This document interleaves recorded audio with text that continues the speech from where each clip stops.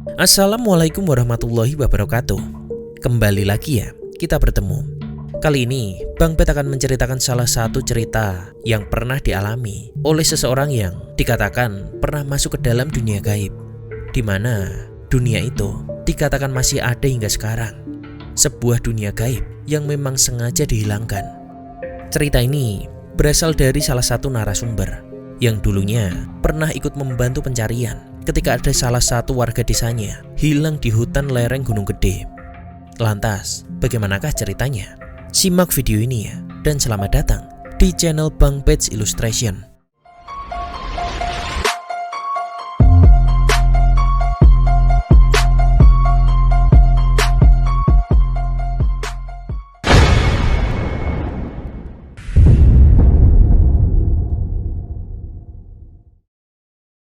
Korot adalah sesuatu yang membuat seseorang jarang sekali bisa kembali. Entah itu dituntun seseorang, ataupun berputar-putar di tempat yang sama. Begitu pula dengan cerita kali ini. Seorang pria paruh baya yang sudah berkeluarga dan juga mempunyai anak, hampir tak bisa kembali karena diajak untuk ikut mencari kayu bakar di hutan Gunung Gede. Hari Jumat, di mana kejadian itu terjadi. Untuk tahunnya, kisaran tahun 90-an. Selepas selesai melaksanakan sholat Jumat, Ujang meminta izin istrinya untuk mencari kayu bakar ke hutan Gunung Gede. Gak biasa-biasanya pak, kok cari kayu bakar di hari Jumat? Tanya si istri sambil menyiapkan bekal dan air minum. Besok, bapak ada kerja bangunan di rumahnya Mang Iwan. Jadi, bakal gak sempet cari kayu bakar bu. Ya sudah, hati-hati ya pak. Iya bu, bapak berangkat dulu ya, jawab sang suami sambil pergi keluar rumah setelah bekal peralatan untuk mencari kayu bakar telah siap. Ujang adalah seorang warga kaki Gunung Gede, tepatnya di kampung Kekbrong.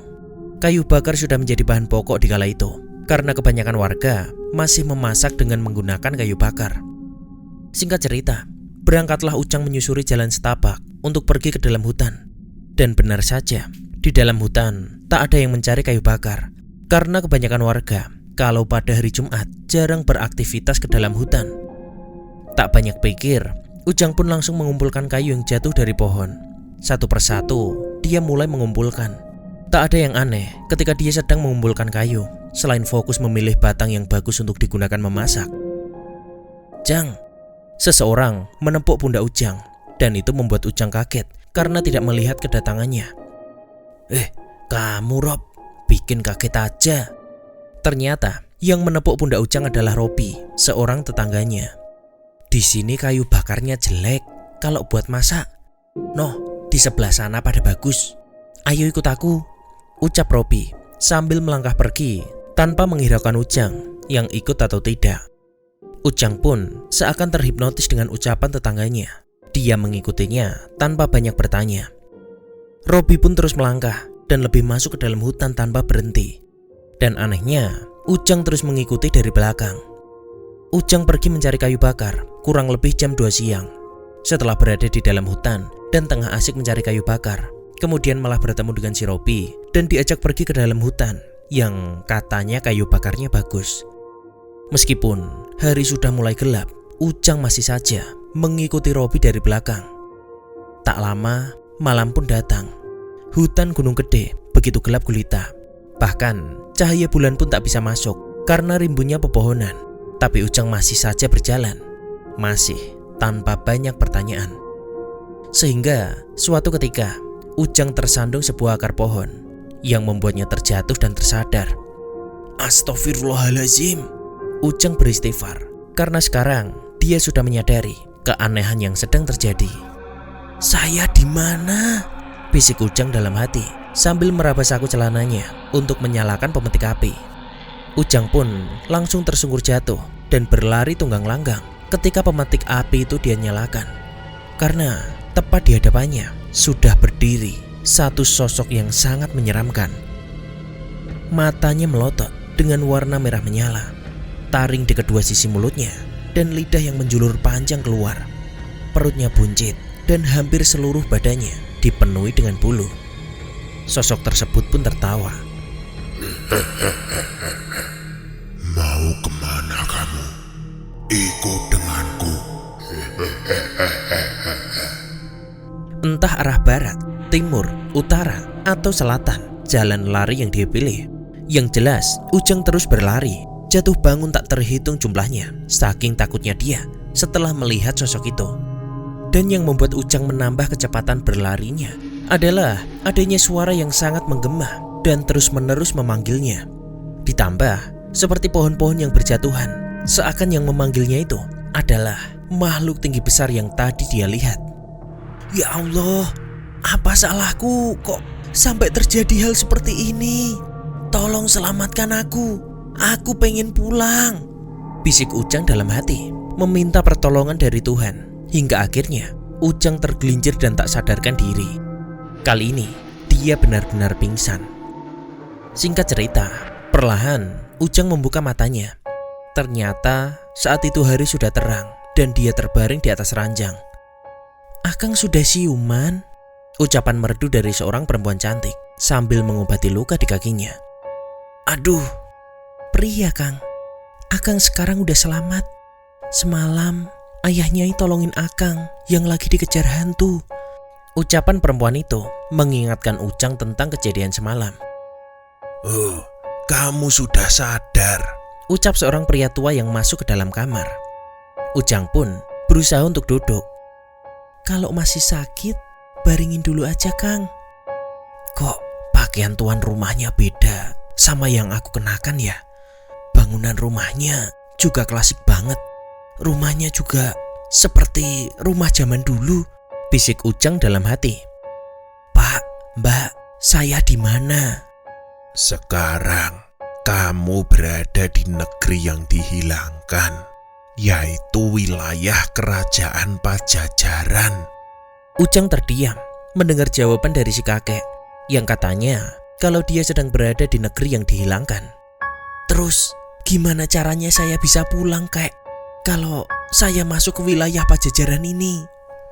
"Tempat di mana kamu sadar saat dibawa makhluk kemarin itu adalah gerbangnya. Tapi kenapa, Kek?" "Mereka semua sedang mencarimu karena mereka tahu kalau sekarang kamu sedang ada di sini."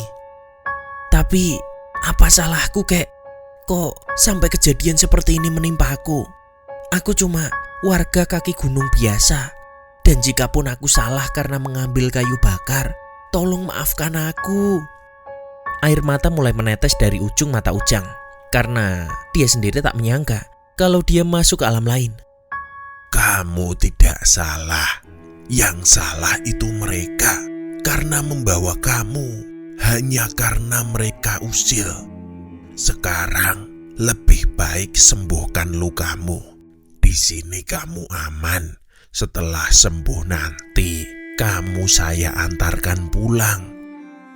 Setelah tuan rumah berucap, semua luka bekas terjatuh saat berlari terasa sakit kembali. Luka memar di dengkul membuatnya tak bisa berdiri dan juga berjalan. "Sudah Kang, istirahatkan dulu. Jangan memaksakan dirimu. Betul kata Bapak, Akang harus sembuh dulu, baru bisa pulang. Kalau sekarang Akang pulang, terus ketemu sama makhluk semalam gimana?" Anak perempuan tuan rumah itu ikut berbicara. Mendengar ucapan itu, Ujang pun menurut dan kemudian dia berbaring kembali. Kita tinggalkan sejenak Ujang yang tengah berada di negeri yang dihilangkan itu. Sekarang kita berpindah ke sudut pandang dari istri dan juga warga kampung. Jam sudah menunjukkan pukul 5 sore. Istri dan anak Ujang masih duduk menunggu kedatangannya di teras rumah. "Tumben Le, bapakmu jam segini belum pulang," ucap sang ibu sambil menyuapi makan anaknya yang masih berumur 4 tahun. "Emang bapak pergi kemana, Mak?" tanya anak kedua Ujang yang sudah berumur 13 tahun. "Bapakmu cari pergi kayu bakar." Senja pun akhirnya tiba, namun suaminya masih tak kunjung pulang. Perasaan sang istri semakin tak karuan karena sejak awal kepergiannya, feeling sang istri sudah jelek. Suara azan maghrib pun berkumandang. Selesai sholat, dia memutuskan untuk memberitahu tokoh masyarakat tentang Ujang yang belum pulang dari hutan. Sang tokoh pun kemudian memberitahu warga lainnya, dan setelah warga berkumpul, mereka semua pun pergi ke dalam hutan untuk mencari Ujang. hampir semua warga kampung ikut mencari. Tua, muda, perempuan, ataupun laki-laki. Anehnya, warga yang mencari selain membawa senter dan obor, tapi hampir semua warga juga membawa beberapa peralatan.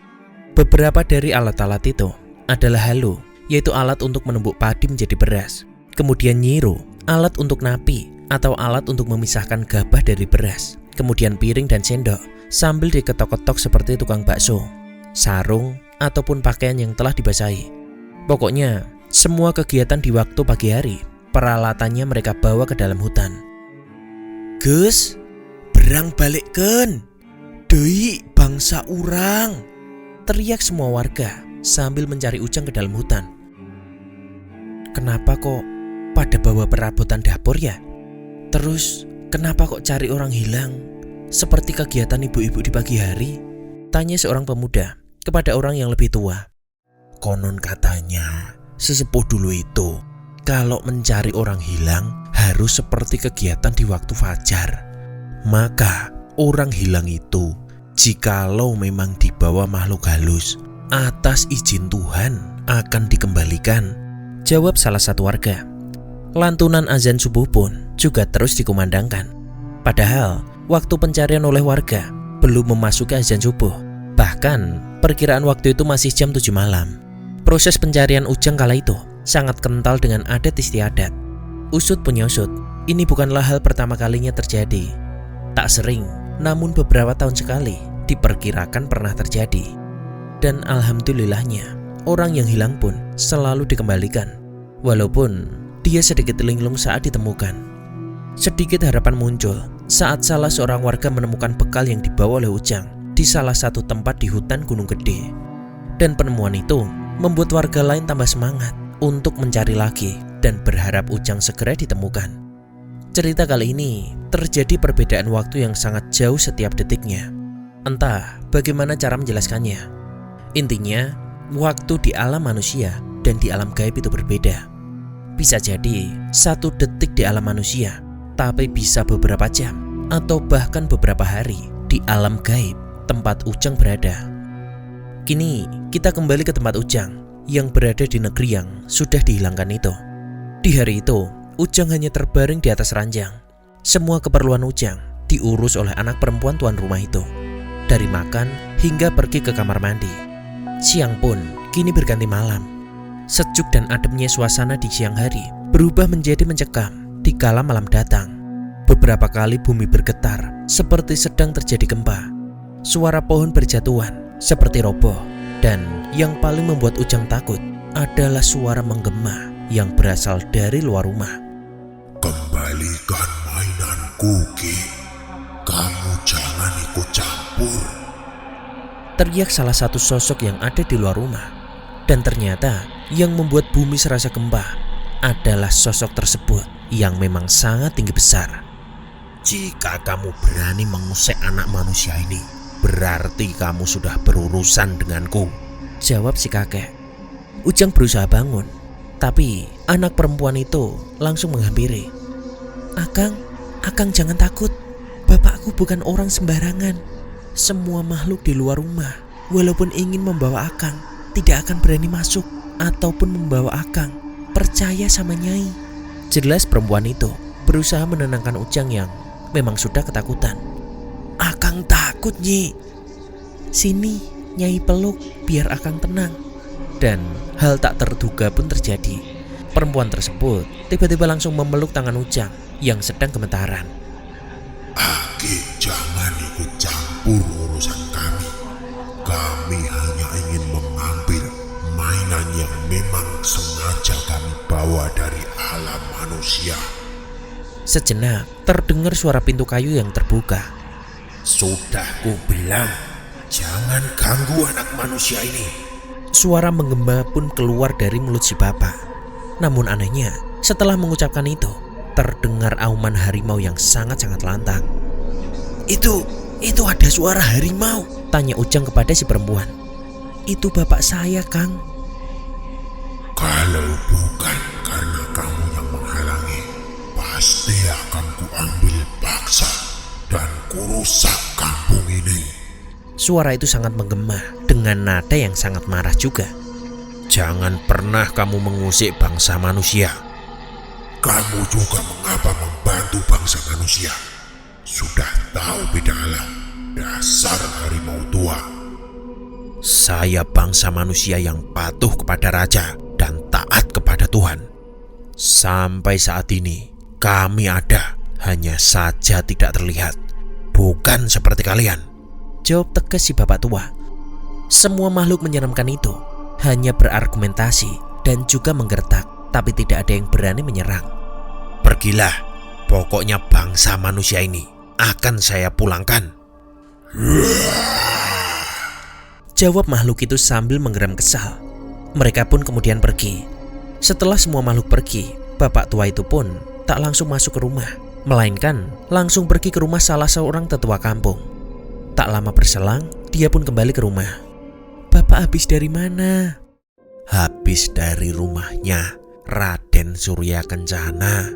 Ujang terdiam mendengar kata Raden Surya Kencana karena dia tahu siapakah beliau ini, walau hanya sebatas cerita turun-temurun. Kenapa Kang? Kok diam gitu mendengar nama sesepuh kami? Bukankah beliau itu putra dari sesepuh Raja Cianjur dulu? Dari golongan bangsa. Ujang tak berani melanjutkan. Wajar saja kamu tahu, toh kamu warga asli. Namun duluan kami yang menghuni tanah ini. Maksudnya kek? Saya tidak akan berpura-pura karena kamu sudah tahu tentang kami. Walaupun hanya sebatas kisah turun-temurun, kami memang ada dan nyata. Hanya orang-orang tertentu yang bisa berjumpa dengan kami. Sekarang kamu istirahat, karena besok kita akan menemui Raden. Ucapnya lagi. Mereka bertiga pun kemudian tidur. Sekarang mari kita kembali lagi ke dimensi manusia, ke dimensi yang sedang sibuk mencari Ujang. Gelapnya malam tak menghentikan langkah masyarakat untuk mencari warganya yang hilang. Tetua desa juga mengajak warga ke suatu tempat yang sakral. Salah satu tempat petilasannya Eyang Haji Surya Kencana. Setelah tiba di sana, warga yang dipimpin oleh tokoh masyarakat itu duduk berjejer, kemudian memulai doa bersama, meminta kepada Allah agar Ujang dikembalikan lagi ke alam manusia. Ketika mereka tengah berdoa, tiba-tiba tercium aroma wangian yang sangat-sangat harum. Dan itu bisa dicium oleh semua warga. Jangan takut, ada yang mau datang, jawab si tokoh masyarakat itu. Semua warga terdiam mendengar ucapannya. Salah satu warga kami belum pulang kembali ke rumah setelah dia pamit kepada keluarganya untuk mencari kayu bakar, ucap si tokoh masyarakat sendirian seakan tengah mengobrol dengan seseorang. Hah? Dibawa korot? Ucap sosoknya lagi. Tolong bantu kembalikan dia lagi, karena dia masih punya keluarga yang tengah menunggu dia pulang. Seakan meminta dan berbicara, namun entah dengan siapa. Terima kasih, kami akan menunggunya. Wangi harum itu tiba-tiba menghilang, dan tokoh masyarakat pun berucap kepada warga. Si Ujang dibawa korot, tapi insya Allah Eyang Haji mau bantu dan bawa Ujang kembali. Kita tunggu saja di sini, ucap si tokoh masyarakat. Warga pun menuruti semua ucapannya. Mereka menunggu kedatangan Ujang di situ. Sedikit penjelasan tentang Raden Surya Kencana. Beliau adalah putra dari Dalem Cikundul atau Raden Arya Wiratanu, salah satu pendiri kota Cianjur. Beliau menikah dengan putri dari kerajaan Jin saat sedang bertapakur di daerah Subang dan mempunyai 2 orang anak, yaitu Raden Surya Kencana dan Nyimas Sukaesih. Raden Surya Kencana ditempatkan di Gunung Gede, sedangkan adiknya Nyimas Sukaesih ditempatkan di Gunung Ciremai. Dan ini adalah sekilas penjelasan tentang Raden Surya Kencana. Dan kalau mungkin di sini ada yang lebih tahu mengenai sejarahnya, silahkan tulis di kolom komentar ya. Lanjut ke cerita. Suara ayam berkokok pun menandakan tak lama lagi sang surya akan menyinari dunia. Dan pagi pun tiba. Ujang bangun dari tidurnya lalu keluar kamar, yang ternyata para pribuminya sudah bangun dan sedang mengobrol di teras rumah. Sudah bangun Kang? Gimana lukanya? Tanya Nyimas Sukahese. Pertanyaan itu membuat Ujang kembali teringat akan semua luka ketika berlari dikejar makhluk itu. Anehnya, semua luka Ujang sembuh, bahkan tak ada bekas luka di tubuhnya. Semua lukanya sudah menghilang, jawab Ujang sambil meraba bekas luka di tubuhnya.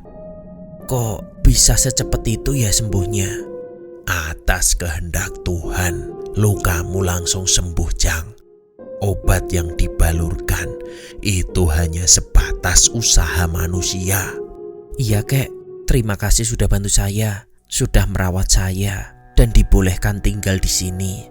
Coba kalau saya tidak ditolong, entah bagaimana nasib saya sekarang, ucap Ujang sambil duduk bergabung di teras rumah. Ini Kang, dimakan dulu, hitung-hitung buat ganjil perut. Soalnya nasi sama lauknya belum matang.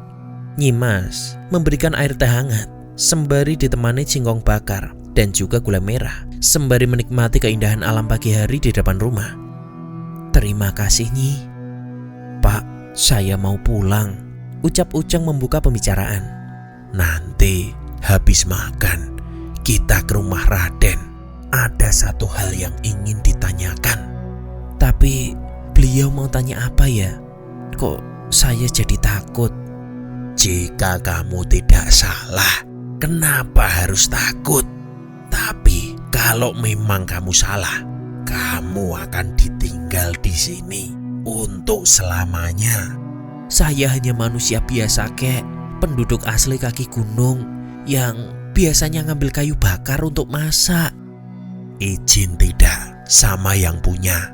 Ujang hanya terdiam. Sudah, jangan terlalu dipikirkan. Nanti jawab saja yang jujur. Dan bukan hanya kamu yang akan ditanya. Makhluk yang mau membawamu juga akan ditanya kenapa dia mengusik bangsa manusia.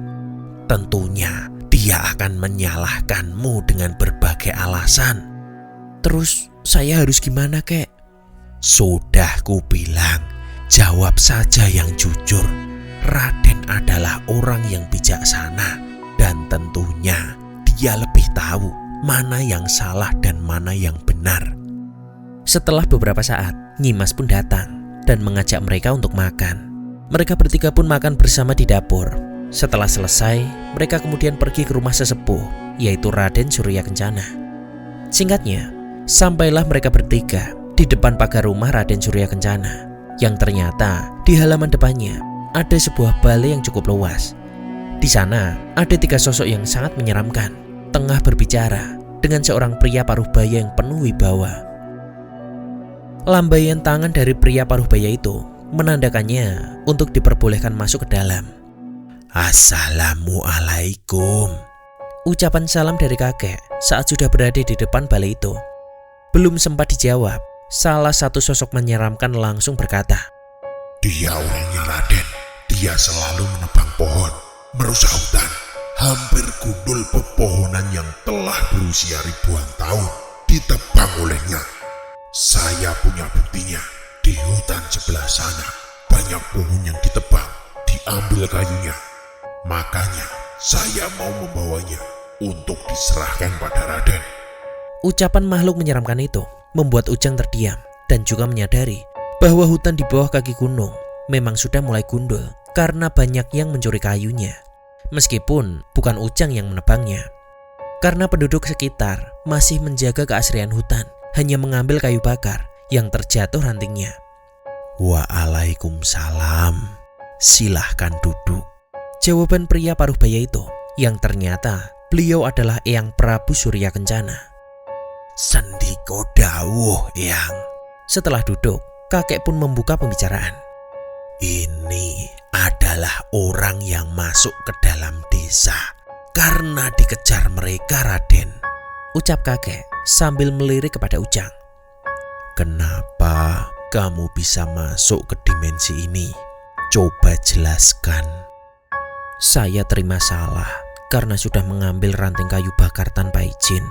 Bukan hanya saya saja, semua warga juga selalu mengambil kayu bakar tanpa permisi. Tapi memang hanya ranting yang jatuh, Raden. Kami tidak pernah merusak hutan lindung. Ini karena salah saya juga. Kemarin hari Jumat, saya mengambil kayu bakar.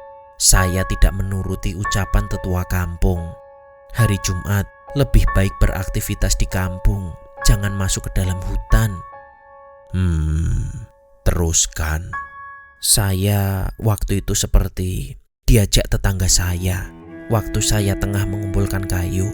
Tapi setelah saya ikuti, tidak sampai-sampai juga. Hingga akhirnya saya tersandung akar dan saya terjatuh. Di situ saya tersadar, ternyata hari sudah gelap dan tetangga saya berubah jadi mereka. Jelas Ujang sambil melirik ke arah 3 makhluk itu. Bohong, dia berbohong yang. Ucap salah satu makhluknya. Diam. Anehnya, makhluk-makhluk itu pun menurut. Semua keluarga dan para penduduk telah menunggumu pulang. Mereka semua mencarimu. Saya mau pulang, Raden. Tolong bantu saya. Jangan pernah mengganggu bangsa manusia. Pergilah. Ucap Eyang kepada para makhluk mengeringkan itu. Baik Eyang, mohon maaf. Mereka pun kemudian pergi, meninggalkan tempat itu, menuruti ucapan Raden. Sekarang kita pulang. Silahkan pejamkan matamu. Tunggu Raden, saya belum mengucapkan terima kasih pada kakek dan Nyimas. Kek, terima kasih sudah menolong saya, mengobati dan dibolehkan menginap di rumah kakek. Begitupun dengan Nyimas. Terima kasih atas semuanya. Sama-sama, Jang. Pulanglah. Mereka telah menunggumu. Ujang pun langsung memejamkan matanya, menuruti ucapan Raden Surya Kencana. Setelah itu, selang beberapa detik, Jang, buka matamu. ucap si Raden. Hari yang tadinya masih pagi berubah menjadi gelap gulita, dan kini Ujang berada kembali di dalam hutan. Raden, ini di mana? Namun Ujang hanya sendirian. Raden Surya Kencana, kakek, dan juga Nyimas telah menghilang. Tolong, tolong, tolong, teriak Ujang di bawah sebuah pohon besar sambil ketakutan. Dia takut hal yang sebelumnya terjadi terulang kembali. Suara teriakan minta tolong Ujang membuat semua warga bangun dari duduknya. Mereka semua masih menunggu di tempat petilasan Raden Surya Kencana. Itu suara Ujang, teriak sesepuh kampung. Kami di sini, Jang. Kamu di mana? Saya di sini. Akhirnya, Ujang pun ditemukan tidak jauh dari tempat petilasan Raden Surya Kencana. Keluarga maupun warga segera bersuka cita karena Ujang telah ditemukan. Semua penduduk yang ikut mencari keluar dari hutan, pulang kembali ke kampung mereka.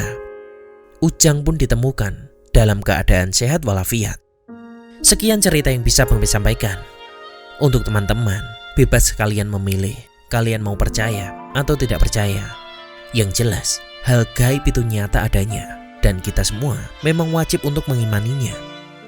Marilah kita ambil pesan dan juga amanat yang ada di dalam cerita ini. Jangan lupa untuk berdoa dan minta izin, setidaknya uluk salam, ketika kita hendak memasuki suatu tempat yang bukan tempat kita, karena kita tidak pernah tahu ada apa saja di sana. Terima kasih sudah menonton, dan wassalamualaikum warahmatullahi wabarakatuh.